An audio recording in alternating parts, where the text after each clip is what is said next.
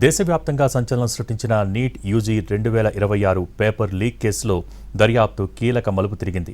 మహారాష్ట్రలోని నాసిక్కు చెందిన 30 ఏళ్ల BAMS విద్యార్థి శుభం ఖైర్నార్ను CBI అదుపులోకి తీసుకుంది. పరీక్షకు దాదాపు 45 గంటల ముందే ప్రశ్నాపత్రం డిజిటల్ రూపంలో బయటకు వచ్చినట్టు అధికారులు గుర్తించారు. నీట్ పేపర్ లీకు వీరుల భరతం పట్టేందుకు రంగంలోకి దిగిన కేంద్ర దర్యాప్తు సంస్థ CBI దర్యాప్తు వేగవంతం చేసింది. ఈ కేసులో కీలకంగా ఉన్న నాసిక్లోని ఇంద్రానగర్కు చెందిన శుభం ఖైర్నార్ అనే వైద్య విద్యార్థిని ఇప్పటికే గుర్తించింది.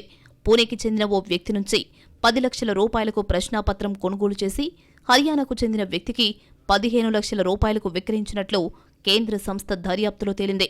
ఈ డీల్ ద్వారా 5 లక్షల రూపాయల లాభం పొందినట్లు అధికారులు అనుమానిస్తున్నారు. ఆ తరువాత అతడు నీట్ పేపర్ను టెలిగ్రామ్ నెట్వర్క్, ఎన్క్రిప్టెడ్ మెసేజింగ్ యాప్లు, షాడో సర్వర్ల ద్వారా పంపిణీ చేసినట్లు CBI భావిస్తోంది. మరోవైపు నీట్ పరీక్షకు ముందే గెస్ పేపర్ పేరుతో సికార్కు చెందిన ఓ హాస్టల్ యజమానికి PDF చేరడం ఈ కేసులో కీలక ఆధారంగా మారింది. పరీక్ష అనంతరం అధ్యాపకులు పరిశీలించగా కెమిస్ట్రీలో 45 ప్రశ్నలు, బయాలజీలో 90 ప్రశ్నలు అసలు ప్రశ్నాపత్రంతో సరిపోలినట్లు గుర్తించారు. దీంతో లీకుకు సంబంధించి అసలు విషయం బయటపడింది.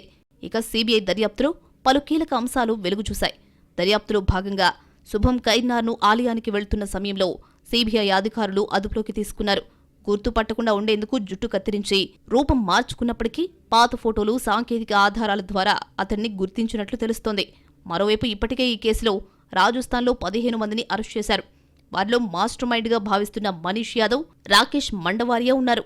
కోచింగ్ సెంటర్లు, కన్సల్టెన్సీలు, మధ్యవర్తుల పాత్రపై దర్యాప్తు కొనసాగుతోంది. 22 లక్షలకు పైగా విద్యార్థులు రాసిన నీట్ యూజీ పరీక్షను NTA రద్దు చేయడంతో విద్యార్థులు, తల్లిదండ్రుల్లో తీవ్ర ఆందోళన నెలకొంది. దేశవ్యాప్తంగా పరీక్షల పారదర్శకతపై మరోసారి ప్రశ్నలు తలెత్తుతున్నాయి.